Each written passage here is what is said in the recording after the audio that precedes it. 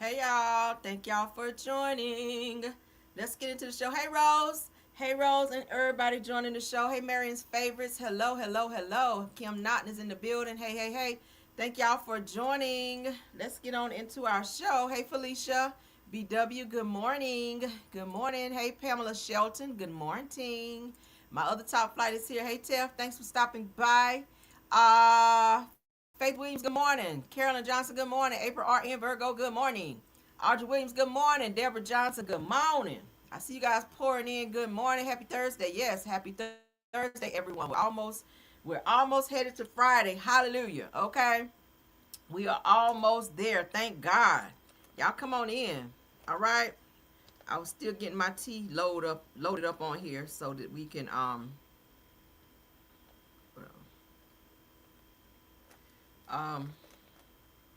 so we can get on with our show. I'm trying to multitask in here this morning.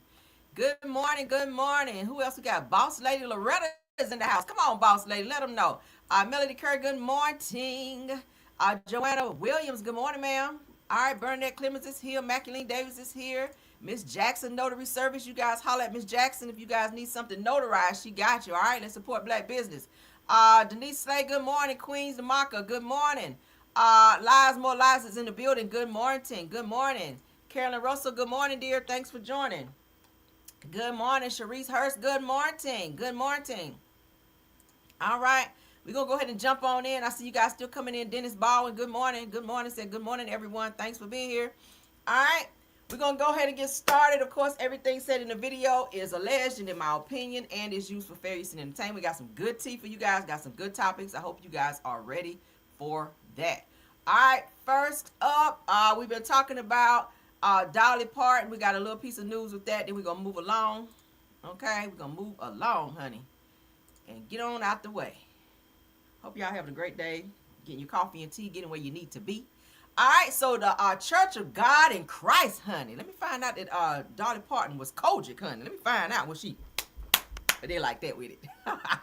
I know because I'm Kojic. All right, remembers supervisor Dolly Parton, not supervisor, Dolly Rebecca Parton Dean, honey. She had a long name. So, of course, she was born January 19th, as you guys can see. This is her. It looks like the funeral arrangements. I found this, so I said, let me go ahead and put this up, child. If you guys are anywhere in the Memphis, Tennessee area and you want to swing on by there and go to the funeral to pay your respects to Miss Dolly Parton, we love her. Dolly is like our auntie. All right, Dolly, you in the family now. All right, we love you. So, as you guys can see, she passed away August 25th. She was born January 19th, 1946. So the Tennessee Country, what is that? Celestial Judicial Bishop Billy Ray Cyrus. Oh, Billy Ray Cyrus, honey. I didn't know he was no bishop. I like Billy Ray Cyrus. Okay, looks like he's gonna be overseeing the service, child. So y'all get to say Billy Ray Cyrus. Pastor May Greenleaf, host pastor. Oh, y'all, why I'm just reading this though. I actually caught it. I said, so they said Evangelist Dorinda Clark Cole is gonna officiate, you guys. From the Clark sisters. Come on here. Bishop Billy Ray Cyrus will be the eulogist. So in lieu of flowers, it said make contributions to Dolly Parton's Imagination Library. So, okay. So the memorial music says Friday will be September the 4th at 7 p.m. Mason Temple Church of God in Christ, World Headquarters, 930 Mason Street, Memphis, Tennessee. National Homegoing Celebration. I ain't know she rolled like this. Okay, Dolly Parton. Saturday, September the 5th. So the homegoing celebration will be Saturday, September the 5th at 10:30 a.m. Calvary Fellowship World Ministries, 251 Bishop Greenleaf Boulevard, Memphis, Tennessee. Okay. So yeah, if y'all want to go see Miss Dolly Parton, honey, go on up yonder. Then y'all go on up over there, child, and see what they got going on. All right, I know that Brenda Clark will be singing down in them. So there you go. That's the info for Dolly Parton. Okay. So let's move on because we got some more stuff that we got to talk about. We got a couple political topics. Okay. Prayers up for the people in Nepal. Nepal, okay, that's how you say it, Nepal. You guys see that they had this huge mudslide that happened where thousands of people are missing. Okay, I was gonna play the video, but it looks a little too much. All right, but the people over in Nepal, honey, they had this huge mudslide, and so many people underwater under the mud, child. A lot of people have lost their lives, so prayers up for those people over there. We're seeing so many disasters happening now, and baby, it's a praying time. So let's everybody, send some prayers up for the people over in Nepal. Right, we got stuff going on over in the U.S. as well. Beyonce, she wasn't really on my topics today, but I wanted to talk about it. Beyonce donated a huge amount of money, and let me go ahead and pull it up so I don't forget exactly where. She's getting a lot of backlash. Beyonce is, honey. Because people say, I know you damn lying, Beyonce. Now, Beyonce can do whatever she wants to do with her money. But the people are saying that Beyonce, honey, done sent a whole heap of money. She sent $1 million to support relief efforts in Colombia following the country's recent earthquake. Now, I don't know if Beyonce is woke enough to know that the people over here, child, been dealing with a lot as well. We talked about some people. The people there in we got some people in Memphis, Tennessee that was dealing with some stuff over there, and we also have some people that was in New York dealing with the flooding. We also have people that were in what's Michael Jackson's city, child? Gary, Indiana. Okay, Gary, Indiana was out without power for quite some time. So shout out to Keith Lee for going down there, giving out water, food, etc. to help the people down there in Gary, Indiana. But Beyonce is sending money over $1 million. They said she sent to Colombia, and she's getting drugged online for not helping right here in the U.S. Girl, you skipped over your people to go to the people in Colombia. Now, not to say she can't do what she want to do with her money, but it just makes sense. Start with your people. Charity begins at home, right? And then it spreads abroad. That's in the Bible.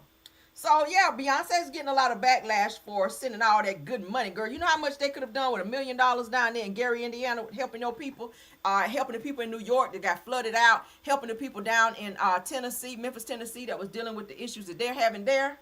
Oh, my God. I don't know. I still like your music, Beyonce, but that was a little messed up. You could have sent that $1 million to your people, right? Start with your people first, and then check out the Colombian people over there, all right? But let's move along, honey. So we showed you guys this man here the other day in Canada who is upset. He's Ontario's premier. His name is Doug Ford, and he is pissed off with Donald Trump for raising them damn tariffs. So now the American people will have to suffer because of Trump's dumbass decisions of raising tariffs from a country that we actually have to buy from and that we need, right? So Ontario Premier Doug Ford just canceled Elon Musk's Starlink contract and banned all U.S. companies from government contracts in response to Trump's economic war with Canada. He want to have war with everybody, right? Shout out to Revolutionary on this one. Let's go ahead and play it because they're not playing. Canada is not playing with us. Let's go. Is off the shelves. Also, starting today, all U.S.-based companies will be banned from taking part in government procurement. Every year, the province and its agencies spend about $30 billion on procurement, alongside our more than $200 billion plan to build infrastructure. U.S.-based businesses will now lose out on tens of billions of dollars in revenues. They only have President Trump to blame. I'm also urging all 444 municipalities to do the same, and I'm thrilled to see some are already stepping up. For example, Mayor Patrick Brown in the city of Brampton and many other cities. As part of this government-wide procurement ban, we're going one step further. We're ripping up Ontario's contract with Starlink. It's done, it's gone. We won't award contracts to people who enable and encourage economic attacks on our province and our country. Alongside federal tariffs and the measures my fellow premiers are bringing forward, this Team Canada's opening response is off the shelves. Also, all right, so y'all hear that? So now they're saying that Donald Trump wanted an economic war with Canada, and now Canada is fighting back. Now, Ontario's Premier Doug Ford made the message brutally clear, said that Trump's tariffs are not just some political announcement on television, said that they have consequences for businesses, workers, families, and their entire North American economy. Now, Ontario moved to cancel its $100 million CAD Starlink contract and announced restrictions on U.S. companies bidding for provincial contracts. It says that Ford directly blamed Trump for the economic fallout, arguing that American businesses would lose billions because of the trade war that Trump started. See, this, we can't afford this, child. That's being greedy. That's what that is. Said that Trump sold his tariffs agenda as a way to win for America, but when your closest trading partners start cutting American companies out of contracts and retaliating against your policies, maybe it's time to ask whether this is actually winning or just creating another unnecessary economic fight. So with that happening, if they remove their support for us, we're going to have to find it in other places, which will probably make things go up. I mean, shit is already up. Let's look at gas alone. All right, let's put that at the top of the list. Gas is out of control. Let's not even forget grocery. All right, you can't barely get a lot of stuff now for $100. Go in the grocery store and try to get $100 worth of stuff. You probably gonna have about 5 items in your bucket, depending on what you're getting. Right, everything is going up. Everything is going up. Everything. And Trump is fucking us up over here. Says that this is the consequence of Trump's trade war strategy. Said that you don't get to threaten your neighbors with economic punishment and then act shocked when they fight back. So we catching strays because of y'all president, all right? And everybody that believed that bullshit of him saying make America great again, shout out to you for being a dumbass, right? Because as you guys can see, America has not been great since his ass took office the first time, okay? He showed y'all the first time. Hello, this is his second time running. Again, midterm elections are approaching. We need everyone under the sound of my voice, whether you like me or not, get your asses down there and vote. Vote, vote, vote. Get your vote in. They're trying, I told y'all the other day I read, they're trying to stop mail-in ballots, okay? Anything they can to throw this election off, to throw off this midterm election. We need everybody. Again, get you an Uber. If you can't afford an Uber, pair up with someone who's going to the polls and give them a couple dollars on gas and get down there and vote, all right? Get down there and vote. He's trying to figure out how to stay in office, and it's all because of money. All of this mess is driven by money, and we need everybody under the sound of my voice involved and do your part. Your part is voting, all right? A lot of people say, oh, you know, I'm not going to vote. Well, you don't have a voice. When you don't vote, you don't have a voice. Don't complain about gas being high, groceries being high, everything else being so damn high. You can't do this, you can't do that. The world is fucked up. It's your fault because you did not get up off your ass and vote. You guys to get up off y'all asses and go down there and stand in them long ass lines to get them fresh Jordans. But when it comes time to vote for something that really matters, we sit down. Right? Right? Rosa Parks sat down so we can stand up. So let's get down there and do what we got to do. All right, moving right along. So let's get into this story here. All right. Mental health is definitely essential. Check on your people. Check on your loved ones. Check on your people. When you start seeing red flags of mother effers out here acting crazy, get far away from them. This woman here lost her life over some damn school supplies. All right, this is beyond crazy. Shout out to the neighborhood talk on this post. A Maryland woman dies after being pow-powed in the head by her boyfriend while holding their 2-month-old daughter. Said the incident happened during an argument about back to school supplies. All right, what is that important about some damn back to school supplies? That's pencils, crayons, markers, scissors, you name it. All right, all the damn, because y'all know these kids have a long list of shit they need for school nowadays. When I was in school, shit, we didn't need all that. But now the teachers send home this long list, Lysol wipe. I said, bitch, do you know how expensive Lysol wipes are? And then you want everybody in the class to bring them. I was like, you better go to the Dollar Tree, sis. All right, they got to bring all this Kleenexes and all that. I'm like, okay.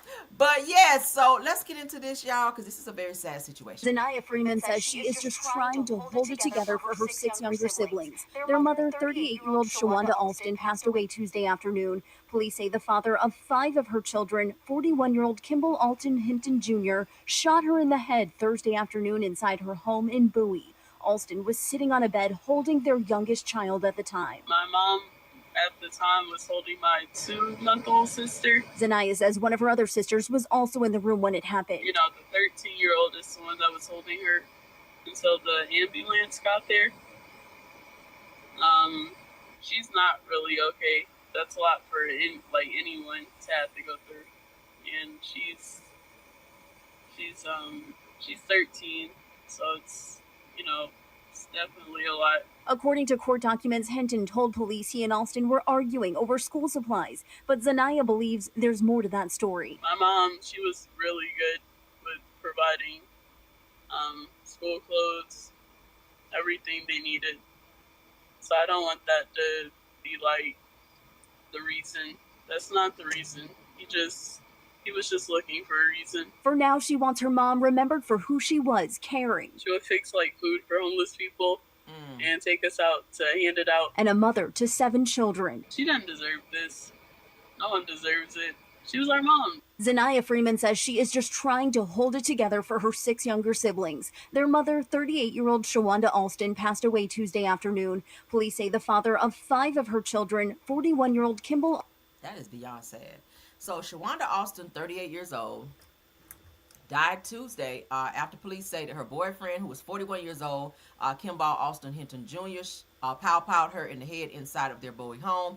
It says that according to the reports, Alston was holding their 2-month-old daughter while the couple argued about back-to-school supplies for their children. Another child reportedly tried to intervene before Hinton allegedly pulled a pow-pow from his pocket and pow-powed Alston. This is so sad. One of the Alston daughters, who was 13, was reportedly there and held her mother until the ambulance arrived. Her oldest daughter, Zanya Freeman, says that 13-year-old is struggling after witnessing what happened. I imagine she's going to definitely need therapy probably for the rest of her life for that. She will probably see that as a replay in her mind, watching her mother take her final breath. They said that she's not okay, and that is a lot for anyone to go through, and she's only 13, so you know it's definitely going to be a lot for her. She definitely has to child prayers up. That's all I can say. Hinton reportedly called the police after the pow-powing and says that I pow-powed her.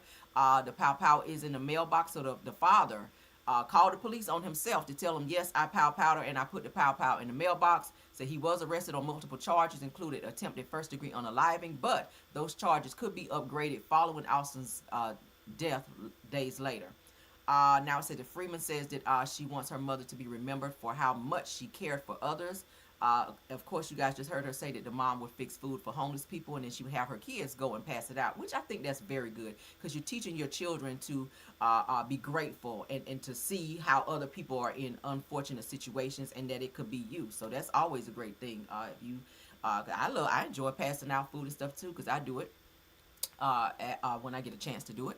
Pass out food for like the food bank and stuff, and give it to people that are less fortunate. And I love to do that. It's a great feeling to see people pulling up in their cars and getting boxes of food when they don't have food at home. So it's great. It's a great feeling to know that you've done a great deed for that day. But in this situation here, nobody wins in this situation. The children would definitely need some intensive therapy.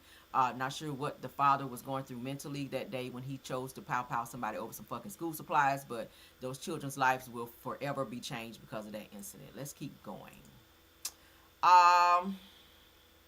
Stephen Smith.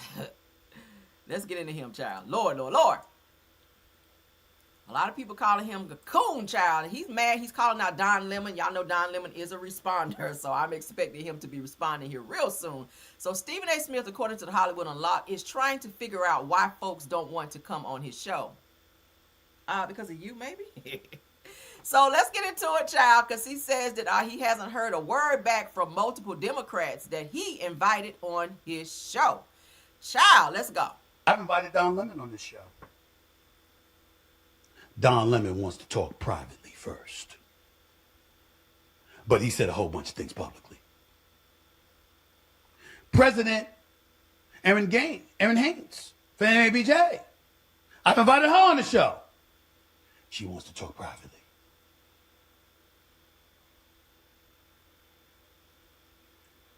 After she spoke publicly.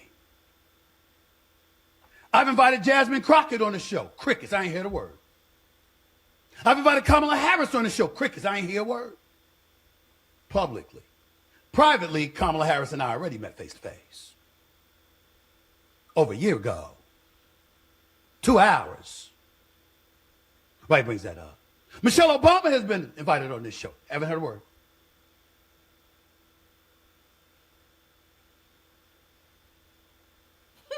Kerry Champion and Jamel Hill have been invited on this show. I ain't got no problems. all of the people that you call will never, ever patronize your show, okay? Because it's your attitude, it's the way that you're doing it. It's like you're doing this calling out. You're trying to call people out. They don't have to come on your fucking show. Like, who are you? You are a loudmouth. If you would only stick with sports and do your fucking job, you always go off the beaten path and call yourself calling people out. You are Race Batum Tatum Part 2. You are. You constantly talk about, and you MAGA too. You MAGA. I'm starting to see that MAGA spirit upon you. And you need to get somewhere and sit the fuck down before you get canceled. Like, for real, for real. You already got the thumbs down. We talked about that the other day. He felt a whole way about that. And now you're calling out people like Michelle Obama, Jasmine Crockett. They are out here doing good deeds, unlike yourself, right? So they don't have time to sit on your platform and be over-talked and be disrespected and treated like shit when really you don't care about these people. I feel like it's clout-driven. I feel like you looking for attention in all of this. They don't have to come on your platform. And if they gave you the energy of coming or be speaking with you privately, maybe that's all the time that they had for your ass. Maybe they don't want to come on your platform. Be happy that they even spoke to you privately, right? Kamala Harris don't have time for your ass. That's why she's not coming on your platform. And I don't feel that Don Lemon is gonna come off of his platform to grace his presence on your platform because of all the shit that you talked about him as well. It's your attitude. It's your demeanor. You have a very nasty disposition, and you're a loudmouth who talks more than you listen. So, bitch, nobody's coming on your platform, okay?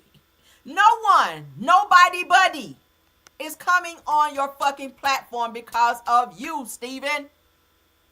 I mean, damn, LeBron probably ain't either, because LeBron probably ain't forgave you for the shit you had to say about him, and then went to the game trying to raise your hand up and shake his hand, and he told you get the fuck out of here and go sit your stupid ass down somewhere.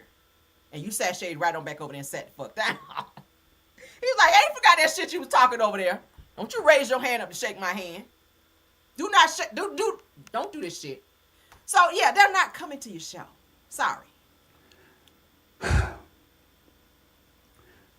Ladies and gentlemen, I don't have time to have hate in my heart. I mean, maybe for one person who y'all all know, and I'll leave that alone. But outside of that, I really don't have time for hatred in my heart.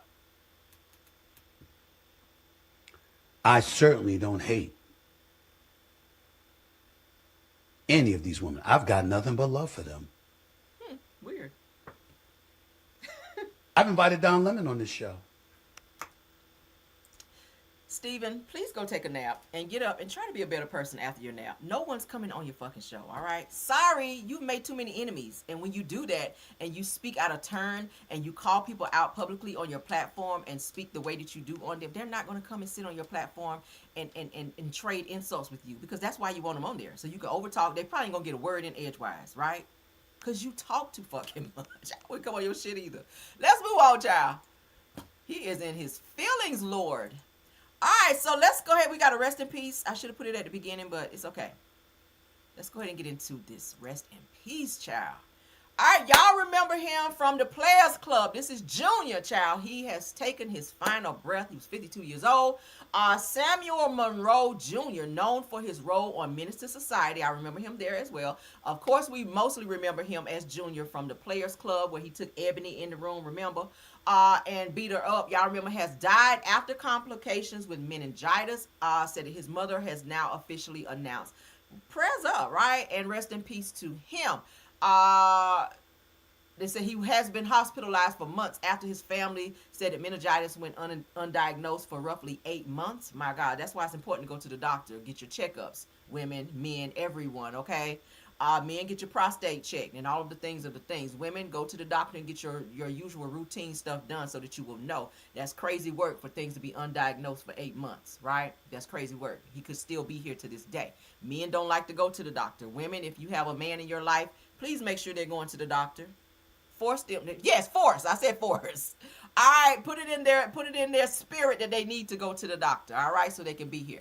But he went undiagnosed for roughly 8 months, eventually spreading to his spine and then his brain. Wow. He was then placed on life support and later developed MRSA, pneumonia, kidney failure, and serious neurological complications. So he is no longer with us. And yeah, it's so sad. They said that his wife, Shauna Stewart, said that Monroe remained in a medically induced coma after suffering repeated seizures, continued brain swelling, and undergoing 3 brain surgeries. My God.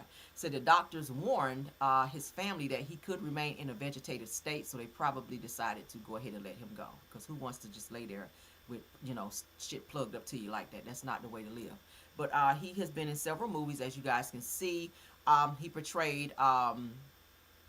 he was a menace to society, Tales from the Hood, Set It Off, Don't Be a Menace to Society, Don't Be a Menace to South Central, I'm sorry, while drinking your juice in the hood, and of course the Players Club. All right, so prayers up for this man. I remember him as being Junior. When I see him, I'll be like, that's Junior. But yeah, prayers up, man, and condolences. Let's move along, get into this turd that I'm about to pull up on my screen. The most unwoke individual ever. Y'all probably know who it is too. Race Batum Tatum, baby. Let's get into his ignorant ass. So he says that talking about not Nolan Wells, but talking about Karmelo Anthony and Austin Metcalf. All right. So he said that both of these young men displayed terrible behavior, but only one of them committed a fatal stabbing that carries legal consequences in court. So let's get into what he had to say with his racist ass. New development to the public, because the defense and prosecution already had this information, but the new development to the public about behaviors and character within Austin Metcalf and Karmelo Anthony, ladies and gentlemen, it is shocking. It is shocking. And it's also slightly disgusting because both of these young boys seem to be terrible role models and examples of what young men should be. I have never said or did anything overtly racist like Austin Metcalf has done, him and his brother. I've never bullied anybody. And I've never brought... You just told 2 lies. I just caught you in 2 lies. You never bullied anybody. You bullied Michelle Obama just the other day. And then put your wife up on the screen saying that your wife was much more beautiful than Michelle Obama, and Michelle Obama looked like a man. If that's not bullying, that is bullying a whole woman. Really? You've never been racist? This entire shit that's been going on with this Karmelo, I mean, not the Karmelo, but the Nolan Wells case, that shit has been totally racist. You have attacked that boy's mama who's grieving the loss of her son. You racist bastard. And I got to call you that. Because that's exactly what you are. You have lost yourself and your self-awareness. Let's continue. Brought a gun to a school like Karmelo Anthony has, and threatened to kill people and all that, shoot up the school and all this old crazy stuff. Both of them. When did Karmelo do that? You mean Austin Metcalf? That's who threatened. See, you got to get your information correct. When you're putting out false information, if I was Karmelo's family, I would sue the fuck out of you for defamation like y'all trying to do in the Karmelo case. I mean, in the Nolan Wells case. Y'all going after Al Sharpton right now for defamation, and you just sat up here and lied on Karmelo. When did he threaten to take a pow to school and power it up? That definitely was Austin Metcalf. These boys were terrible. But I will explain to you why only one of them has to be concerned about their behavior when it comes to the court of law, when it comes to a trial, and when it comes to sentencing. There were chants and cheers outside the Collin County Courthouse this evening when the hearing over whether Karmelo Anthony should get a new trial wrapped up its first day. A day when evidence was presented showing Austin Metcalf's disturbing record of fights, bullying, and racist behavior. Metcalf and his brother Hunter were once caught spray painting graffiti, including KKK Kill All Blacks and Heil Hitler, along with the N-word, and were sentenced to 12 months of juvenile probation. He did some vandalism. There are several documented instances of Austin using racial slurs in school, and in 2023, Austin was accused of bullying a black student in class. He was also kicked out of a football game and texted someone later, "I was about to beat the expletive out of those kids." At a previous track meet, when another student alerted Austin that someone not on their team, quote, "behind our bench was talking wild," Austin reportedly replied, "Kill that To the court of law. MF." During the 2023-2024 school year, he received in-school suspension twice.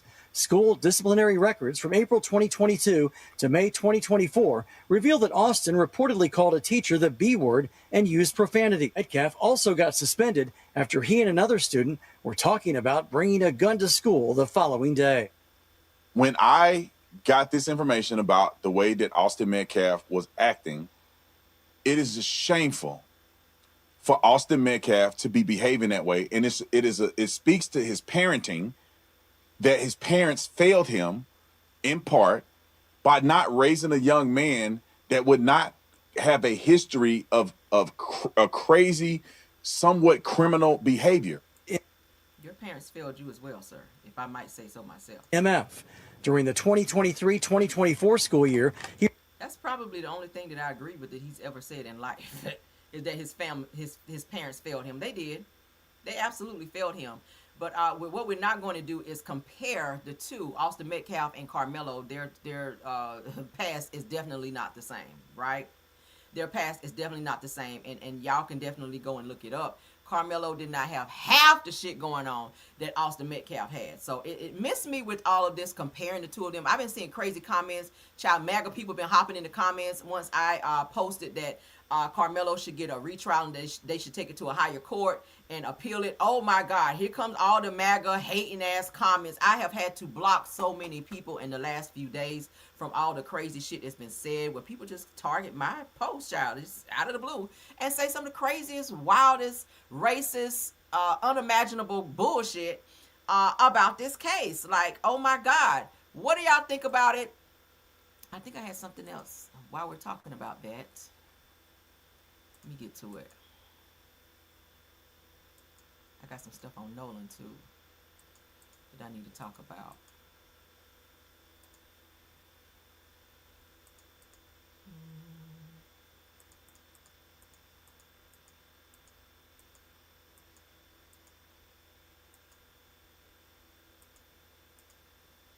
All right, let me get on this Nolan Wells stuff right quick.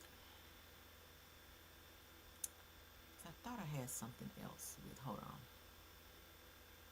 No. All right, so let's get into this info that I ran up on Nolan from Want News 24. All right, so I want to share that. Let's get into that. Then we're going to take a look after this at the MO3 case. I'm going to look at that just a little bit because I started following that too. A couple witnesses that spoke out in court about what the actual happenings that day when the pow happened with the MO3 case. So we'll look at that after this. So let's get into this. Shout out to Want News 24. Now they're saying that a new witness claims that she saw an altercation involving Nolan Wells on Horn Island, and now investigators face a critical question: what happened during the final window before Nolan disappeared? So now we heard all of his so-called friends say that there was not an altercation, that Nolan was not involved in the altercation, but now we have a witness coming forward to say that it did involve Nolan. So let's get into it. So a new witness has reportedly come forward saying that she was on Horn Island on July 4th and witnessed an altercation involving Nolan from a nearby boat. She also says that she has already spoken with investigators. Said, but this raises even more questions. It says that Nolan was reportedly seen on the island around 6 p.m. while the boat that he arrived on was said to have left much earlier. It says that at the same time, conflicting accounts describe where Nolan was, said who he was with, and whether he intended to leave the island. It goes on to say that then there's the phone. Said that Nolan's phone returned to the mainland, but Nolan did not. Said the questions about missing data and its final activity remain unresolved. An independent review has also identified a significant gap in the timeline between Nolan's last independently corroborated sighting and the reported departure of the boat. Said that no one has been charged, of course, and none of these details prove foul play. They said, but with a new witness, conflicting timelines, unanswered phone evidence, and an autopsy still not publicly released, one question remains.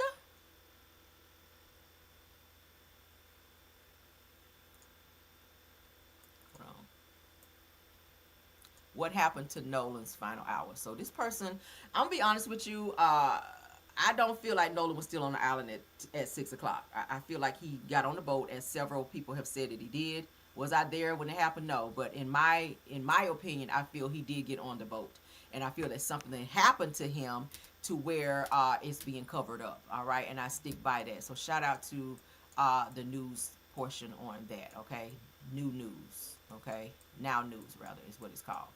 All right, so let's get into the MO3 case right quick. I ain't gonna stay on that too long because I got some other cases, child. We got some cases today, my God. MO3, there you go. All right, let's get into that. Everybody remembers this happens. This MO3 situation happened in Texas, where the Pow Powmans got out, child, or Pow Powman jumped out of his car, ran up to MO3 and Pow Powed him. And it's so crazy because the person that Pow Powed him was really good friends with him, like some years ago. I'm not sure what they fell out about, but we do have some witnesses that are going to speak on this. Shout out to Nicole Everything for posting it. So they said the testimony began this week in the unaliving for hire trial connected to the 2020 unaliving of Dallas rapper Mo3, Melvin Nobles. Pow down on I-35 in broad daylight, and it was. I saw the video. Kawan White is charged with capital unaliving as the alleged Power.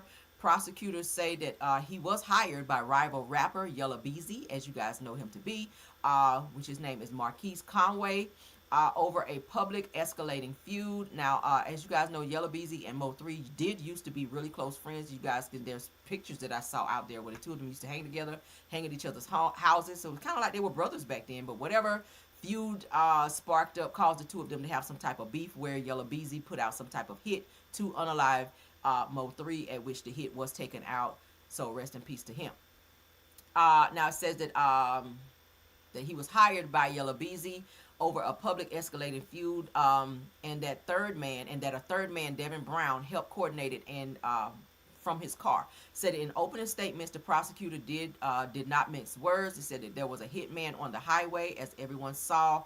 Said that the defense fired back, calling the state's case riddled with speculation. The judge has already ruled that Yella Beezy's own lyrics can be used as evidence against him. And I keep saying that about these rappers who commit crimes and then put the crime in your song as if they don't use it. As if they don't use these rap lyrics as evidence against you. I mean, let's not forget about what's the boy's name that's with Mariah the Scientist. Whenever he was on trial, they also used his shit against him as well. All right, y'all rappers better stop that. It's like y'all be doing testimonies in your lyrics, in your rap lyrics, and they go right there and use it against you. All right. Young Thug. Y'all remember the Young Thug case? They had all those rappers sitting up in there playing Young Thug and all them music and listening to those lyrics. And a lot of those lyrics had a lot to do with the shit that was going on. They talk about it. So it says that a decision that's reignited a debate over rap on trial. Said that White's trial is expected to run 2 weeks. Beezy faces a separate trial later. They said, do you think that an artist's rap lyrics should be allowed as evidence in an unaliving case? I do, when it has something to do with the actual case. So let's get into what this person that testified. She was actually on the highway. She actually saw this interaction that went down, and she was scared for her life. Let's get into it. I thought it was either a wreck or a blowout. I was trying to ask the person if they were okay. Well, the person was exiting the vehicle. He was getting out and putting the mask over his face. And when I asked if he was okay, that's when they pointed the gun at me. He said, "Get the out of here." I was in shock. First of all, it was like realizing this is really happening. Like I'm in traffic and there's an ambush on the freeway. I put my car in park and I got down in the bottom of the floorboard and I prayed, because the gunshot became so loud and I could feel like the bullets were coming around me, all around me. I thought it was either a wreck or a blowout. I was trying to ask the Bitch, I'm not asking nobody nothing. If I'm on the highway, that's what roadside assistance is for. That's, call the right number. I'm not pulling over for shit because I don't know what's going on. I'm not putting myself in danger, right? You got to be careful nowadays. A lot of times you want to pull over and help people, but it could be your demise as well. You don't know what situation is. Like this situation here, you pulling over to help. This was a full-fledged hit situation going on. Had you got out of your car trying to ask a question, you could have been pow-powed as well. All right, and not to say that you shouldn't help a person, but nowadays with the way people are so crazy and situations can occur like that, you don't want to put yourself in harm's way trying to help a situation when somebody's life is about to be taken and yours can be taken as well. In this situation, lady, had you got your ass out that car talking about, do you need help? You ain't about to change no tire, right? You see a person jumping out of their car, putting on a mask with a pow, automatic pow in their hand, rushing towards a car. That means some shit about to let off. Black people, if we don't have nothing else, we have senses, right? Birds have better senses than you. When when some crazy shit about to go down, birds know to fly the hell up out of there. So black people, we already know when we see something like this and somebody taking off running, bitch, it's time to go. I'm not asking no questions. I'm not pulling over asking you nothing. Had that been me, I'd have went right around that fucking car and hit the gas and got my ass up out of there. Because obviously something's about to pop off. Like, where's y'all sense of awareness? Oh my God. But as you guys can see, the trial is going on. This will be they're saying a 2-week trial. Yellow Beezy has his own trial coming up as well. They probably gonna give him life. All right, because you set it up. The person that set it up is just as guilty as the person that took it, that orchestrated the act. Okay, Yellow Beezy gonna probably get just as much time as the person right here that ran up and pow MO3, and that's just how the shit gonna pop off. All right, y'all ain't had nothing else to do that day. Oh, I did have something. I did have something else for Karmelo. I got my stuff all over the place today. Y'all forgive me. I wanted to play this yesterday, so I went ahead and pulled it for today. We started talking about it yesterday with Nancy Grace and this young man here on my screen from the tow captain, the tow whatever it is, child, in Mississippi. Let's get into what they had to say about this Nolan Wells case. Sorry to have to spin the block, but let's get into it. Shout out to Nancy Grace and Nicole Everything. Then what happens? So there were some questions, right? He asked the family if there was anything they needed to know. And I asked a question. And the question I asked was, can you please explain the process on where Nolan's going to go, what's going to happen from there? And he did. He explained that he would be going to the crime lab, I believe it was, on what was going on for further autopsy. Again, and I'm paraphrasing this. And we all understood it. We understood that what was going to happen, where it was going, and what would happen from there. Again, and I have to say this and reiterate this, that the family was in shock. I mean, it's horrible news to receive. I can't imagine it. I'm an empath, and I still can't possibly imagine how it feels to receive that information that your son is no longer, here with the family, no matter what the outcome is. Here's the issue, though, is that we have to be prepared to accept and understand what's told to us as far as results of, the grand jury or whatever it is. I want to make sure that people understand the prayers for peace and comfort are there daily for this family, as well as the nation, because this is a hard time for the nation and Ocean Springs in particular. What happened then? You asked about the procedure. Let me make sure I understand this. The coroner identified Nolan based on description. Because I've seen a photo, which we have not shown, of Nolan's body where it washed up. Well, I say washed up. That's really a term of art. I don't know that he washed up. I don't know how his body got right there, because it seems to me it was half in the sand and half in the water. Right? So I don't know how it got there. He was thrown there. That said, he made this ID based on the description given to him of Nolan, but wasn't the actual ID made from dental records? So I don't know. I don't know what the actual ID was made from, if it was from dental records or if it was a DNA swab. He did discuss collecting DNA with the mother before we left. I did not witness that. Were you there when the DNA was collected? I was not. I don't know how they caught it, how they got it. But it was a discussion. But again, the coroner was confident. His confidence level was high that was Nolan. And I think that's what Miss Christine wanted to do, or wanted to understand. And the reason being, I think that there's that professional courtesy of, understanding he's the coroner. She is a nurse practitioner, and he wouldn't tell her those things if it was not in his heart. Y'all see that?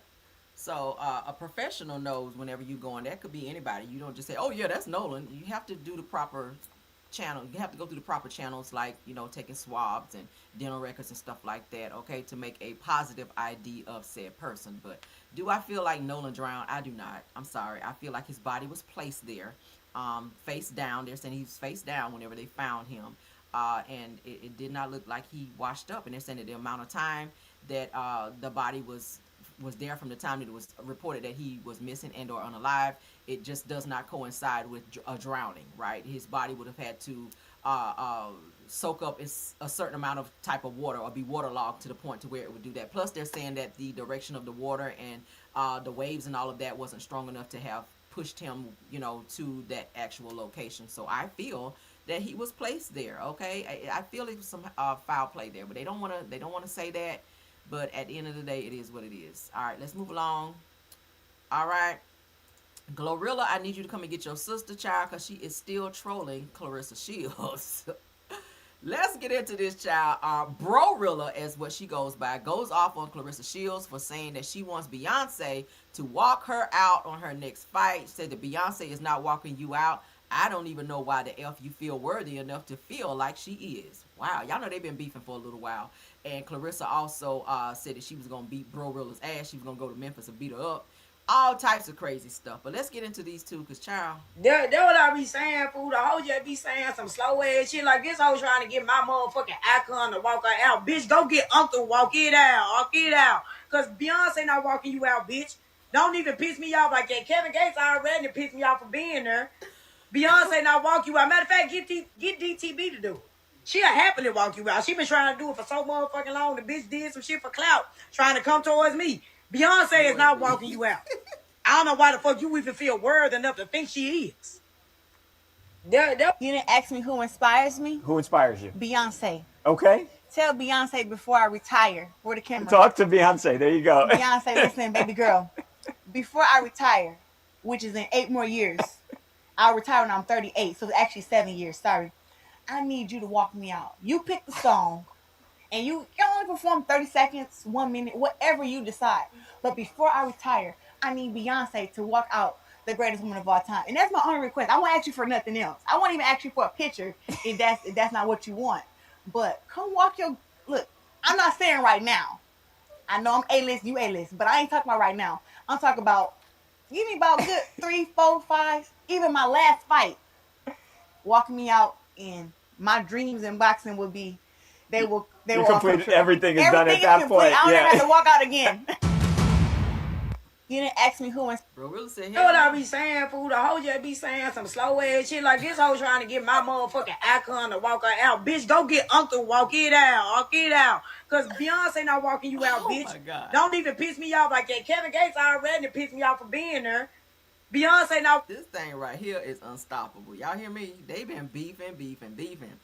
Now we know Clarissa's gonna probably respond, and so it's gonna be a back and forth between the two of them. But let me know what y'all think about it, child, because I don't care no more. All right, so now that we since I done talked about Clarissa, I gotta get into this Remy and Papoose mess, child, because baby, it's a mess. Papoose done pulled a fast one, baby. Let's get into it, honey. So why Papoose done put a lien on Remy Ma's house because she refused to give him any residuals from the songs he said he wrote. Oh, we about to look at it. Child, it's a mess. So I remember I told y'all that Papoose said that he wrote the majority of Remy Ma's songs. Okay. With one of her biggest songs, Conceited. He said he actually wrote Conceited. I'm going to show y'all the messages and all of that. I'm going to break it down, show y'all all the receipts attached to it. But this ninja done went and filed, okay? And it was filed as of September 24th of 2025. I didn't even know that she was out there, right? So this is why they've been going back and forth. Now, my thing is you can take your ass down there and file a lien, but you can't go down there and file and sign them damn divorce papers and move the hell on. The reason why he won't sign the divorce papers, according to him, is because he feels Remy owe him money from songs that he says he wrote for her. Remy has denied that on video, excuse me, in lives, to say that he never wrote her songs, that she wrote her songs, right? So now it's a back and forth of who wrote this and who wrote what. So now what he's doing is putting a lien on the home to keep her, one, from selling the home, and also saying that he is due a certain equity in Remy's home, that her name, the house is only in her name, okay? So Remy is the sole owner of the home. Papoose' name is nowhere on said house, okay? Papoose says that Remy owes him quite a bit of money, like millions. She says she does not, but he did go and put a lien on Remy's house until she pays him for all of his songwriting that he's done for her over the years. My thing is, There's no contract between the two of you guys. There is no amount that if you wrote songs from her, there should have been a contract in place saying, hey, I'm gonna write you this song and this is what you're supposed to pay me. Now that you guys are splitting up, it's like you pulling numbers out of the sky to say she owe you certain millions of dollars, and now she is debunking, saying that you do not. But we're gonna look at the court papers here. Now, Remy can't, if she wants to sell this house, she can't now with the lien on it. But they said that now the judge in the divorce has to decide if Papoose is owed any money for the equity in the home while they're still married. Y'all know they're still married, right? They're separated, but they are still married. So let's take a look at this. And he filed this, as I told you guys. Let's go down so you guys can see the date that he actually filed it. Dated September 24th of 2025. So let's take a look. All right, Dario, Albert, Metz, Conda, Concanyon, and Ortez, okay? Attorney ID, it gives it there.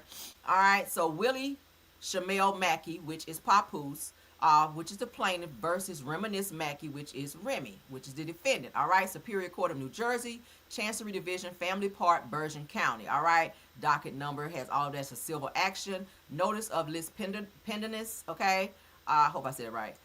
Said to whom it may concern, notice is hereby given concerning dependency of suit in the Superior Court of New Jersey, Chancery Division, Family Part, in the above captioned matter, the object of what in which is to obtain a judgment of divorce and other auxiliary relief, including but not limited to equitable distribution pursuit, and then it gives the number here. It says that affecting title to the premises located in the county of Bergen, more particularly described on Schedule A, attached hereto and made a part hereof. And then all the attorneys here, the attorney signs off here, Shelley Albert, dated September 24th, prepared by Shelley Albert. So it's looking like he has placed some type of lien or something against Remy's home to prevent her from selling this home, or and he's also seeking, I read, equity. He wants equity in the home, I guess from the time that he's lived in the home up until probably now, or maybe until their divorce is final. So I guess he said, if she's not going to give me said money that I'm asking for in the divorce for the songwriting, then he is going to ask for it in equity. So this bitch is really, really doing it. And now, let's remind you guys that Remy said during the time he stayed there, he wasn't paying bills, he wasn't helping out, he wasn't doing shit. She was paying the majority of everything while he was stealing her jewelry and running to the pawn shop pawning her shit, and he was also wearing her jewelry. We're going to take a look at all of this here, all right? So, Papoose is saying, they're saying, Papoose, did you write this too? Because it's fire. He says the answer is yes, I did, and I put this on my daughter's life, okay? They're talking about the song Conceited, okay? Y'all see it here. Remember my song Conceited. So this person is asking, did you write this song too? He's saying, yes, I did. All right, the answer is yes, I did, and I put this on my daughter's life, all right? Remy said he didn't write it. He's saying that he did. All right, so let's go ahead and read, because I pulled this from Vibe. Okay, now it says, in response, Papoose did a live stream of his own, leveling accusations of repeated infidelity claims that Remy tried to reunite with him just this week, and that he is the pen behind 90% of her raps. Said that she wanted, this is what he's saying, she want to talk all this money talk and all of this, and what I don't got and what I got. Damn, said that since I met her, I have written 90% of her rhymes that came out of her mouth, said the Brooklyn rapper asserted, saying that he still has entire verses that he's written for her saved in his iPhone. He went on to say that I can type any word from one of her songs and her entire rap will come up. He also goes on to say that I never asked for a penny. So why are you asking now? He said, I never asked for credit. She was my wife and I didn't want anything from her. I just wanted to see her win. So now why double back and now ask for all these millions of dollars that you said you did not want, that you just want to see her win? Pap later doubled down on the claim after a fan asked if he wrote Remy's 2006 hit Conceited, to which he responded, the answer is yes, I did, and I put it on my daughter's life. All right, so let's get into Remy's response. Because she said, he fucking wish he trying to find a way to rightfully get money from me. That's why he hasn't signed the papers, because he wants money. As I told you guys, she said before. She goes on to say that I paid for everything, and I mean everything. She says that Bow was literally with his current come up wearing my jewelry. Damn, Papoose. You wearing Remy jewelry? Said that said that his probably his probably was in the pawn shop again, not again. So he kept running to the pawn shop trying to get money, and he wasn't helping Remy with the bills because she said she was paying for everything. Hashtag no more lies, pawn poos is what she calls him. The shade. All right. So let's continue. According to Vibe, it said that Remy also went live again after Papoose accused her of wanting him back, reading text messages that they exchanged the day before that indicate that they never spoke of rekindling their romance, as Papoose claimed. Now, she also insisted that Papoose has not consistently been around their daughter since last year, because he all up Clarissa's ass. Said that, she also shared friendly texts that they exchanged while Papoose was in Africa last month, alleging that he told current come-up Clarissa Shields that she couldn't go due to not getting the proper shots when he simply didn't want her there anyway. Damn. Well, everybody know if you go to Africa, you got to get shots, right? All right. Hold up. Was there more? I think it was more. Hold up. I got all this uploaded under the same thing. So what do y'all think, y'all? So they're fighting. I think that was it, though.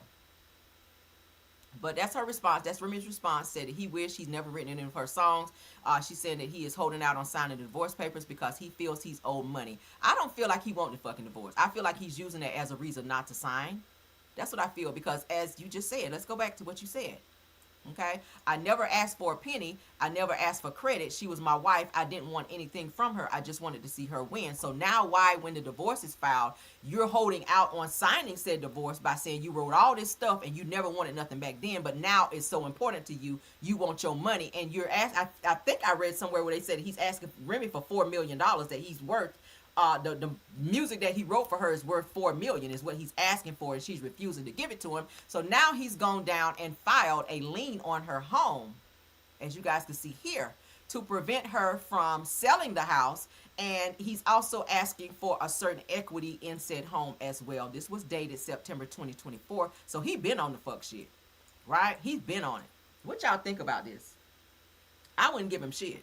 That's the same thing Todd was trying to say. Todd said, well, I moved in the house and such date, da-da-da-da-da. So when Candy filed for that divorce, he going to say, well, I want X amount of equity from the date I moved into here because I was paying a light bill. I changed a couple light bulbs. You know, I fixed a doorknob or two. I mopped the kitchen 3 days last week. I, made a broccoli casserole and cleaned up behind myself when I did it. I fried some chicken one day. I vacuumed the living room every other Tuesday last month. And he just had a list of shit as to why he felt that he was entitled to some equity in this lady's house. Mind you, Remy purchased the house solely, with her own money. Which, they're married, so it's joint. But anyway, she purchased the house on her own without him even being on the house, without his credit, nothing. He ain't paid not one house payment according to her. He paid for shit. But now he wants to spin the block because he feel like he's about to lose this marriage with nothing, and she's kind of, gaining momentum in her career. She just started her own, website and all these other things. She's doing well. She's touring. She's making more music now. And he's sitting back watching that shit, and he's saying, yeah, well, I'm not going to sign the divorce until you give me $4 million. And Remy said, fuck out of here. So what y'all think? Yeah, he just making up shit. Todd did the same thing with Candy. And Candy was like, bitch, I bought this house before I even knew you. So how you think you gonna come here and get some equity out of a home you never paid a mortgage payment for? Like, get out of here. You supposed to pay lights and all of that. You live here, right? You live here, so you should do that. But what y'all think about that move that Papoose has gone out here and made with putting a lien on Remy Ma's house until she gives him the $4 million that he's asking for? Bitch, I wouldn't give him nothing. All right, so my moms are telling me that we do need a jam session. We're going to go ahead and pull up the next topic, and then we'll do a quick jam session. All right, please, let's go ahead and tap on that like, honey. Baby, he's being out here doing the absolute most. Oh, it is something else that I pulled before I put her up. Let's stop sharing. Let me go back, because it was something else, like some legal stuff that I pulled up that I wanted to. Okay, and this is something with Nene too. Okay, so I'm gonna go ahead and pull this up, and then we'll do the jam session, because it was something that I put up, something legal in terms of how that works with a person getting equity and if he'll be able to get equity. I looked into it to see if Papoose can come up on it. He probably been talking to his lawyers, and they probably been advising him that he can do that. So that's probably why he filed it. But let's go ahead and do the jam session right quick. Then we're gonna spin the block to do that next part. All right, because baby, I gotta get out of here. All right, so let's get it, guys. Let's get it. Please, please, please tap on the like. Please tap on the like. All right. Tap, tap, tap.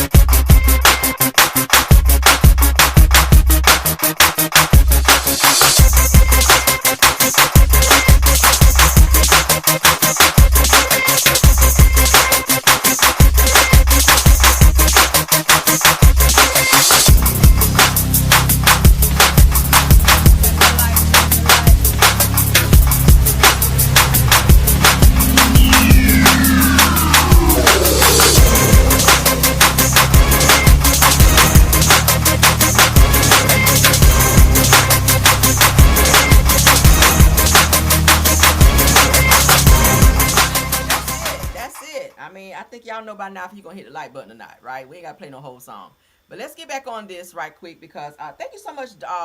Let's acknowledge this super chat right quick. Let me get back.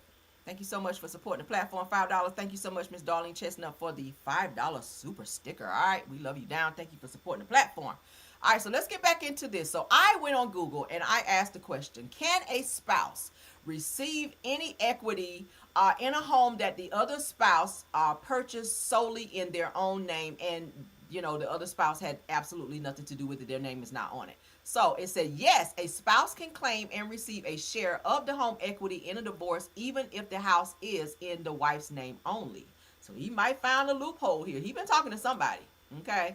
So it said that when the house is marital property, timing matters. If the wife bought the house during the marriage, the law usually considers it marital property, no matter whose name is on the deed or mortgage. So women, all right, take note. If you're trying to get with somebody, you better get all your shit before you get with them. All right, so equitable distribution. It said in states like Georgia, which I think is where she lives. Or no, she lives in North Carolina. I think Remy lives in North Carolina. Says, and her house is in New Jersey, though. Because she has a house in New Jersey. I think it is. Yeah, in New Jersey. That house is in New Jersey. And then there's another house in, I think, North Carolina. But anyway, so it says, in states like Georgia, courts divide marital property fairly, though not always a strict 50-50 split. Now, the untitled spouse has a valid legal right to request a portion of the equity built up during that time. Wow. So if the house is purchased during the marriage, that spouse can go and ask for equity that was built up during that time, from the time of the purchase all the way up until that time, right? Damn. So it said that contributions of funds, that if joint marital funds such as the husband's income, a joint bank account, or both salaries help pay the down payment, mortgage, or home repairs, the equity clearly counts as a shared asset. Did y'all know that? Holy crap. All right, so it said that when the house might be separate property. So let's get into that. It said that bought before the marriage, if the wife owned and fully paid for the house before getting married, it generally remains her separate property. Okay. Inheritance or special gift. It said that if she received the home as an individual inheritance or a gift explicitly given to only her during the marriage, it is usually separate property. Okay.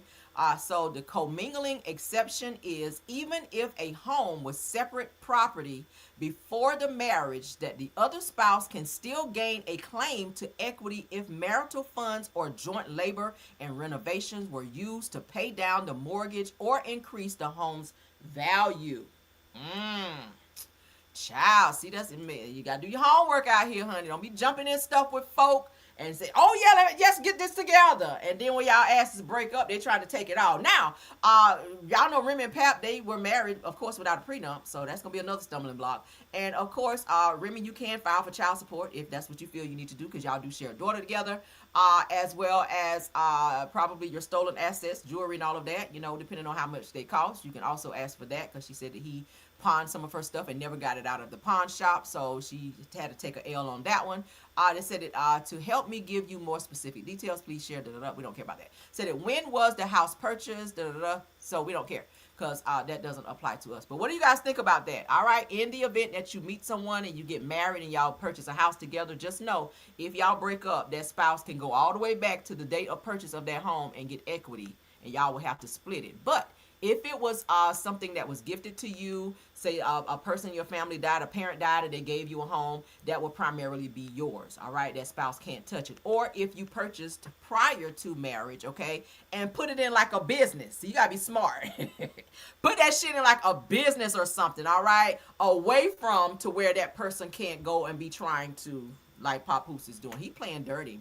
But do I feel like he should get any equity? Bitch, if you ain't paying nothing in the house and she paid it all and you were stealing her shit and you were cheating and doing all, probably not, okay? Probably not. But let's continue on, honey. Y'all put in there what y'all think. We almost to the end. All right? Y'all put in there. Great topics, great topics. Y'all sound off because I'm interested to hear what y'all have to say. All right, let's get into Karlissa. I do not agree with what she had to say here. They're saying that Blueface's newest baby mother, Nevaeh, is dealing with postpartum depression.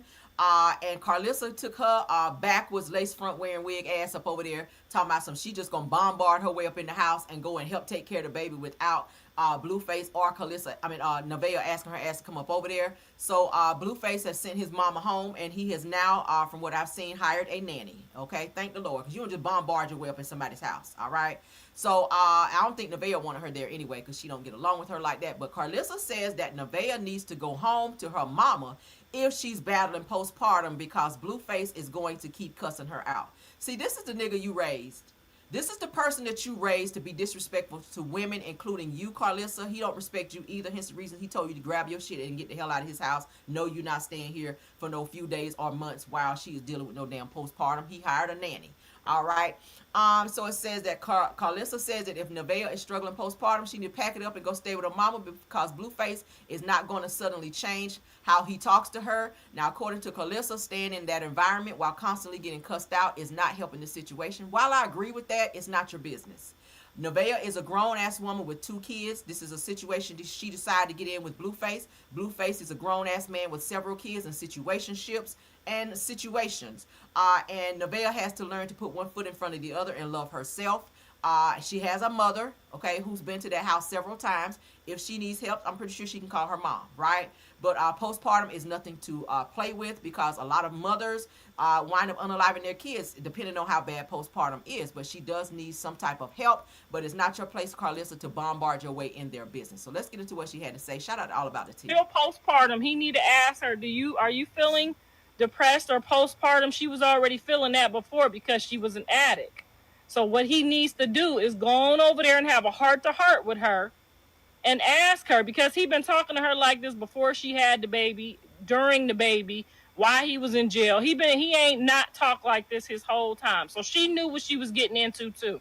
So now if she got the postpartum, if she done caught the postpartum, if y'all done gave her the postpartum, y'all need to tell her it's time to go to your mom's house for like 4 weeks and take a rest. So that you could be the best mom you could be for both the kids. But you can't, if Jonathan is causing you postpartum and you not grown woman enough for your kids to get up and leave and go to spend some time with your mama and your daddy, them people that say they love you so much and they want to help you, you need to go on over there. Real postpartum, he need to ask her, do you guys agree with what she's saying? Now, do I feel that Nevaeh does need to get out of that toxic situation with Blueface and solely focus on her baby so she can get some rest or whatever the case may be? Like, you don't got to ask him for shit now. You got a baby. You go through the court system if that's what you feel you need to do, if he won't do it willfully. I'm hearing that he was giving Nevaeh like $10,000 or something like that a month as like a salary for her to like handle her business or whatever, kind of like a stipend or whatever. Now, like I said, he's also hired a nanny to help her around the house with the baby and all of that, because she's feeling overwhelmed, and it can be a new mother. Blueface needs to, calm it down and be there and help her with that baby. I think it's more so of him being online and streaming, showing the baby, because that's giving him money. That's making him money to put the baby's face up to the screen and put the baby up against his face. I don't believe that baby had a great hour of sleep since he's been home from the hospital. Every time we see them, they're holding this baby. He's got the baby up like he's baby Jesus or baby Simba, child from the damn Lion King. Every time they go live, every time he's streaming, they got the baby up, the baby up, the baby. I'm like, go lay the baby down, child. Lay the baby down and let the baby rest. I don't think that baby's had not one good nap since it's been home from the hospital with all the screaming, with Nevaeh screaming at her child, calling her child a bitch. I said, wait, we talking to 4-year-olds like that now? With her fussing and cussing at Blueface, and then I saw where Blueface had 2 girls up in the house. Like, it's too much chaos. It's too. I don't know how anybody rests in that house, let alone the baby. But it's too much. It's like a circus in that damn house, and it's all for streams and videos and money. And something needs to be done. But Karlissa, you need to mind your fucking business and go home to your husband and let Nevaeh and Blueface figure it out. If she ain't trying to pack up her shit and leave as a grown adult, then that has nothing to do with you. Obviously, she loves that treatment, or maybe it's the money. $10,000. She probably never saw that type of money ever in her life. And I hear he found her at a homeless shelter or something. I'm like, what? So maybe she's feeling like, okay, I got to deal with this verbal abuse from him so I can keep getting this $10K a month. But damn, ain't nobody that desperate. Or maybe they are. Let's move along, child. Let's move along. And then I saw the video too where Crazy Krishan was saying once it was said that Blueface was giving Nevaeh $10,000 a month. Krishan was like, I didn't get no help. I took care of my baby on my own. Well, you maybe financially, yeah, but you still ain't doing what you're supposed to do as a mother, so shut your ass all the way up, because you're not doing, you can't speak on nothing. At least Nevaeh is doing what she needs to do for her baby. You not so much. You out still fighting like a wild-ass alley cat in the streets, while Junior is folded up like a damn pretzel in a baby stroller somewhere, while your ass is out acting a fool. All right, we done saw Junior in that fucking stroller by some trash cans. I saw you done left him on the beach. You done had him in a smoker's lounge. You done had that baby every damn where. Now, I can't say the same for Nevaeh, but what I can say, Krishan, you don't need to speak up in anybody's parenting to judge nobody, baby, because you are not a great parent. All right, and I just got to say that. I had to say that. You cannot judge Nevaeh on her parenting at all. All right, but let's get into this. Real Housewives of Atlanta peaches are being talked about on Carlos King's show. Carlos King believes that there is no hope of reconciliation for Porsha Williams and Shamea on their friendship. I agree. The two of them are probably never going to be friends ever again. Shamea kind of went a little too far with the shit she was saying with Porsha's mom. Porsha loves her mom. Why? Because they both think the same. And they both were thought monsters at some point in time. Porsha, you still got the spirit of thought monster upon you. But let's get into what they had to say. And I'm sad to even say this. Shout out to Housewives from a Housewife. Because I know those girls. Shamea and Porsha will never be friends. They will never be friends. When Porsha said, like Dustin said earlier, I saw her endearing eyes, and I saw that there was something I at least appreciated, this is my opinion, that Porsha clocked it because all 4 of us did. And remember, from the top of this season, all 4 of us said, we kind of see Shamea looking at Porsha in a way where she misses her. Yeah. And we all, I think, well, I'll speak for me. I thought Porsha never saw the look because she gave it nothing, no shade. But when she said she saw it in her mind, she was like, maybe we can get to that. I think based on what I saw, they will never be friends. To me, I don't even think, guys, on some real shit, they will be cordial. And I'm sad to even say this because I know those girls. I mean, that's just the way the ball falls. When you say things about people's family and you be disrespectful, sometimes you outgrow people. I said it the other day. It doesn't mean that you're going to be friends for life. I mean, y'all did have a 20-year friendship. We did see where Shamea, when she was asked on Watch What Happens Live with Andy Cohen, where he asked her, what 3 things do you miss with Porsha? She says she does miss the friendship. She misses being able to call her when she's going through things and Porsha being able to talk to her. She misses them laughing up and cracking up at jokes and things that they've maybe seen or went through. She misses Porsha's advice, and she misses being around her. So she does miss her. And what Carlos was saying is that you know, Shamia has this endearing look in her eyes whenever she looks at Portia, like, okay, can we fix this? Like, you keep, and she's even said it, Shamia's even said it, like, Portia's forgiving everybody around me, but she won't forgive me. So it's something that's deeper. It's something deeper there that Portia is holding on to. She just does not have the spirit of forgiveness right now. Maybe maybe down the line she might, but right now she's not fooling with Shamia, and you can tell Shamia really does miss her. When Shamia got up to hug all the girls on the other couch, I mean, you could tell she wanted to make a beeline over there and hug Portia, but Portia had that bitch, don't you bring your ass over here look on her face, and Shamia went and sat her ass down. And just the arguing back and forth, you can see the tension between the two of them when Portia told Shamia, like, bitch, don't make me tell this that I know about you. Like, it's really gone there, right? A person that you used to protect back in the day, now it's like all bets are off. Like, don't make me air you out and tell your shit. When it gets to that point, it's time to move on. There's nothing there anymore when a person goes that far below the belt to want to tell personal things about you that they know. And Portia, she's at that point now. So Shamia, it's just time to move on, baby. Find some new friends. Leave Portia alone. When she's ready to come around, she will. And don't wait up for her, right? That's just how it is. Don't kiss her ass. That's what she wants you to do. Portia wants you to kiss her ass and keep sitting there with those endearing eyes like, please forgive me, let's be friends. Bitch, no. Who are you? I'm not kissing nobody's ass like that. But what do y'all think? Let me know. Let's move along. All right. I had another thing I wanted to show you guys. We talked about the Texas Roadhouse situation. Let's get into the update on that. Okay.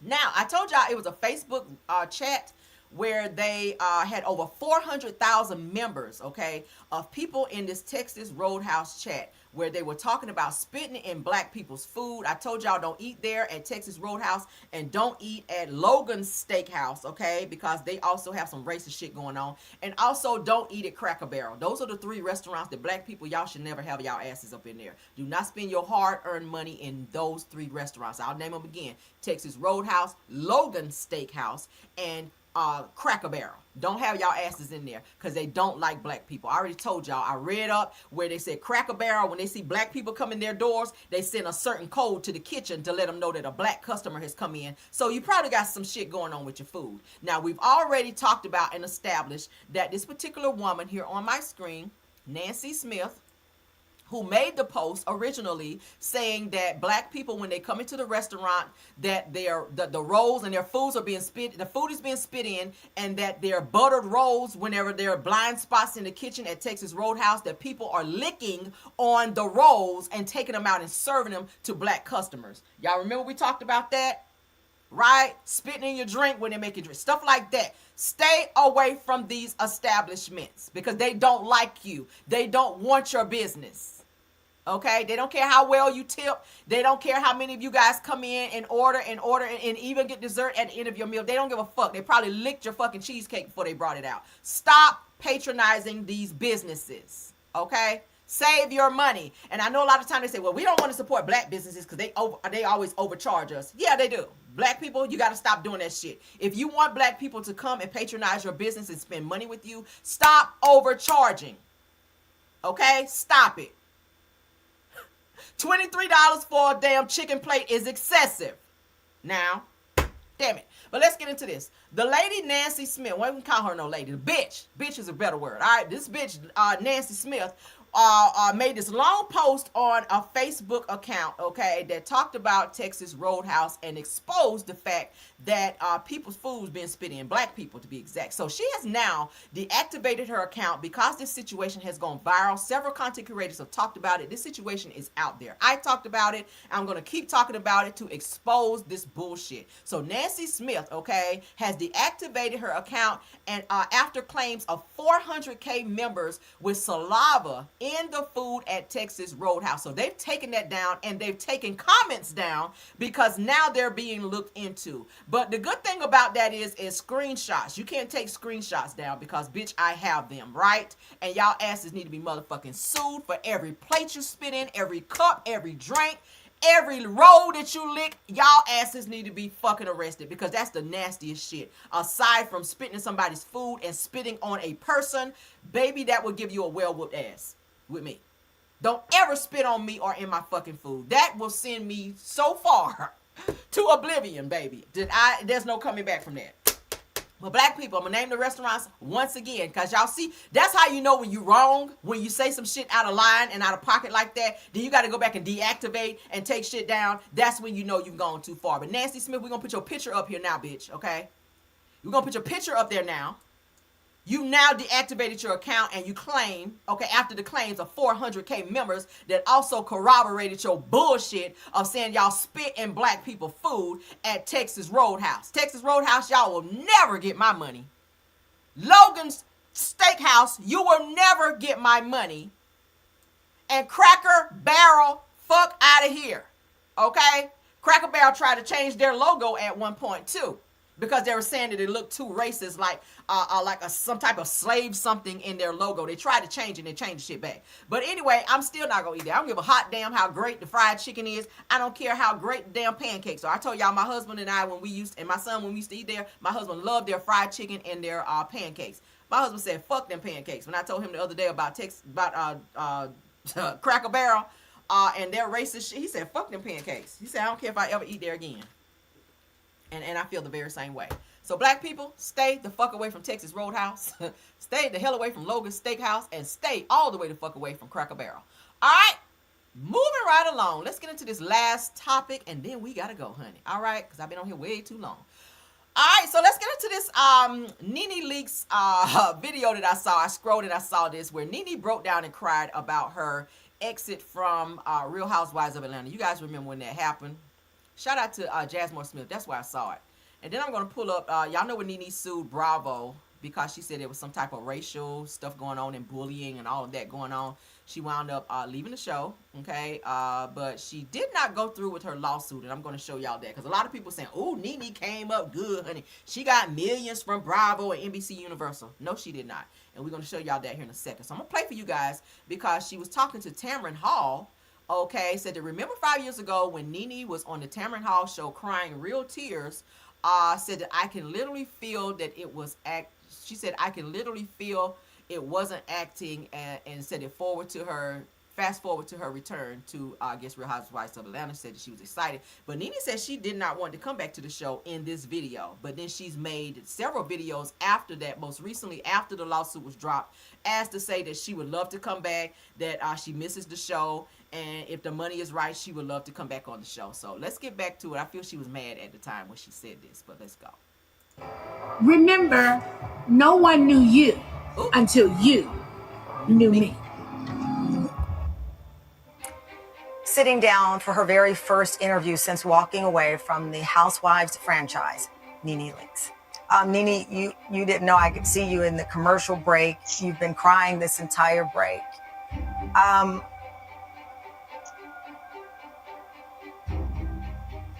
Sometimes when people are watching these shows, you only see what's happening on the surface and not everything that's happening behind the scenes. You even tweeted out, the systemic racism is greater than you will ever know. Send me your best discrimination attorney information. I hope that we don't have to go to that extent. I'm hoping that there will be some sort of sit down, something that we can work out behind the scenes. You want to meet potentially with the folks over at Bravo behind the scenes, that you think that something can be worked out. These allegations are, again, very serious. Discrimination, bullying. What is there to be worked out? Do you want to be back on the show? No, I do not. No, I do not. No, I do not. Respect is respect. That's all I'm saying. Well, because I forgot. You want me to tell you one more time? Crazy for this. This is the face for me. I can't. So y'all see Nene said she did not want to be back on the show. This was during the time she was mad 5 years ago when she launched this lawsuit, okay? So now I got to pull up the lawsuit so y'all can see along with me of not the lawsuit, but actually what happened, all right? So I pulled it up in terms of what they're saying this whole lawsuit thing was about. For those of you that don't know, let's go ahead and get y'all well versed on why she says she filed this damn lawsuit, okay? So now, they're saying, did Nene actually settle her lawsuit with like NBC Universal, Bravo. So they said that no, Nene Leakes did not settle her discrimination lawsuit out of court. Instead, she chose to dismiss the case entirely. Hence the reason why she's able to be on Bravo's platforms again. I don't feel like NBC Universal, Andy Cohen, or Bravo would have allowed Nene to even step foot close to their platform again or welcome her back had she gone through with this lawsuit, right? Because she was saying that Andy was racist, and I kept saying, damn, Nene. Now, not to say that if Andy was being racist that you shouldn't have sued his ass or whatever, because that's what you feel you need to do. But I was like, you and Andy were like this. Like, Andy was your boss. Andy's the one who helped your career kind of go where it went. Shit, I can't even talk today. But and so the fact that you would turn and say that he would be involved in that lawsuit and you guys fell out, like, for a long time, Andy would not speak to her. Andy want to look at her and don't even mention her in the interview. He'd be like, yeah, moving on, right? When it came to that. So they said in August of 2022, Leakes filed legal documents to stop her racial discrimination lawsuit against Bravo, Andy Cohen, NBC Universal, and the production company. She was suing every damn body, right? So it goes on to say dismissal type. They said that the case was dismissed without prejudice, meaning that that she dropped the claims at that time, but she kept the legal option to refile the lawsuit in the future, meaning fuck up again and I'm be back in here suing your asses again. That's what that means. Okay, that means I ain't gonna go with you right now, but you do the same shit again and I'm right back down to the courthouse on your ass. All right, so this says that financial terms means that the court documents showed that all parties agreed that no one would seek the recovery of legal costs or attorney's fees, and no financial settlement was publicly announced or a part of the dismissal. So nobody got no money, nobody sued nobody. The shit was dismissed and let go with prejudice, meaning she can come back and sue again, okay, if it was something that she felt she needed to do. So hence the reason why we're able to see Nene on shows like Ultimate Girls Trip, which is owned by Bravo, okay? And there are rumors that she may be making some appearances back on Real Housewives of Atlanta again. Andy has said that he does miss her and that he would love to have her back on the platform again. So it looks like they have mended fences, and I hope they have, because Nene is missed on our TV. Y'all let me know. Y'all miss Nene on TV? Let me know. That's our last topic, though, and I gotta go. All right, thank y'all so much for supporting the platform. Again, thank you, Miss Darlene Chestnut, for the $5 super sticker today, ma'am. Damn. And thank you so much to everyone else for every like that you gave in this video, for every comment. Thank you guys for also checking out Rails World, which is the backup channel, because I know some of you guys watch them over there as well. Thank you guys for all of the support for the platform. I really appreciate it. Thank you to all of my top flight mods, Rose Armstead, Truth to Be Podcast, and Tiffany Thomas. Thank y'all for modding and doing an awesome job. Thank you to all of the content creators that joined this live as well. Thank you to all of my Karmelians as well. All right, haters, I guess. I don't know, because you're here anyway. You're going to be here. Where else would you be? Shit.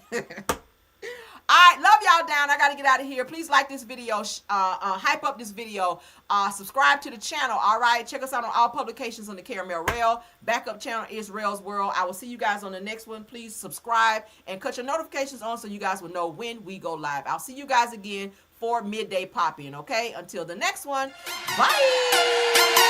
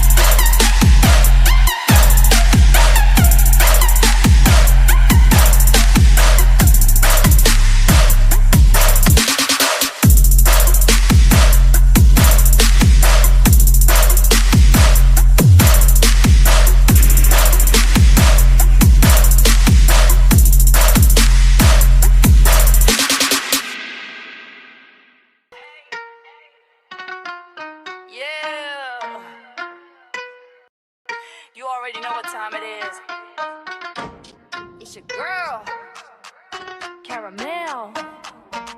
Let them know. Yeah, you know it's your girl, Caramel. Yeah, you know it's your girl, Caramel. Stay coming through, giving all the people hell. She got the dopest piping tea, can't you tell? If you want the real spill, ring that bell. Join the Caramellian crew right now. Whole squad lit, we don't back down. Kick back, relax, enjoy the show. But hit that like button dope. Stepping in the room, whole vibe shift quick. Pressure on 10, yeah, the tea stay thick. No cap, no filter, straight facts I spit. If it's hot in the streets, I'm addressing it. Caramel dripping, sweet but savage. Mic in my hand, I do real damage.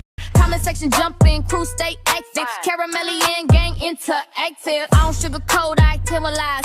Real recognize, real every time I slide. If the drama too loud, I amplify. Cause you know that she's a vibe, certified. Yeah, you know it's your girl, Caramel.